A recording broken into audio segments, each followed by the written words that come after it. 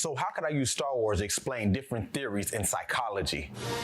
The Force, of course. No, I'm just playing. But speaking of the Force, this is a perfect analogy of how mental health works, right? Mental health is dynamic. You're going to have down days, you're going to have up days, and it ebbs and flows. And when it comes to mental health, we look at it as all or nothing. But in actuality, it's two different sides of a spectrum. Now, from a subclinical standpoint, you might have times where you're down, you might be sad, you might be having emotions that you can't really explain. But just like with the Force, there's aspects of it that we can't explain, but we know on the dark side, it's the way of more treacherous thoughts, things that aren't for the best of people's benefit. But then the Jedi way, they're looking to help those be peaceful, be mindful. And this is just how we are in our mental health endeavors. Now, with the dark side, this can kind of represent maybe depression, anxiety, those thoughts that may hinder us. But speaking of the dark side, what about Darth Vader? Now, he's a perfect representation of how people's inner conflict and unresolved trauma can lead to push them to the bad side or the dark side in this case, because yes, he came up not the best of life.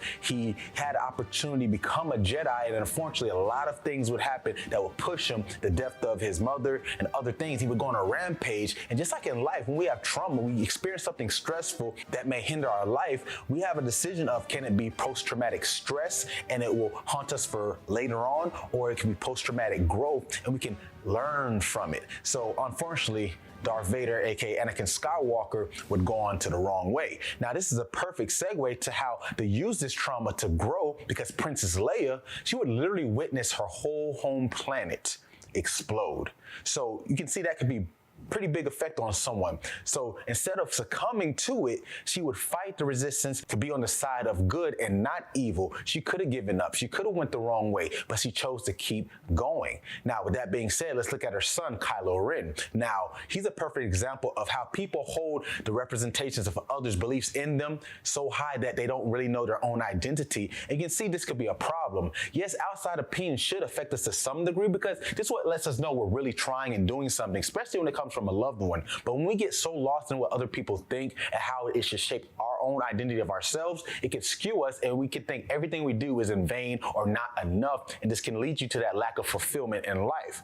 Now, speaking of fulfillment, becoming a Jedi, Luke Skywalker, the main character of Star Wars, he would go on to have a pretty crazy life too. But when he got the chance to train with Obi-Wan Kenobi, he wasn't the best. But this is a perfect example of self-efficacy, because self-efficacy is kind of like self-esteem and confidence, but it involves being efficient at a skill. So it's going to be ups and downs. Sometimes you get it right, sometimes you get it wrong, but you need criticism, objective feedback, and all this he got from Obi-Wan, and eventually he would get it from Yoda, and he would become a master Jedi. Now, let's finish this off with Yoda.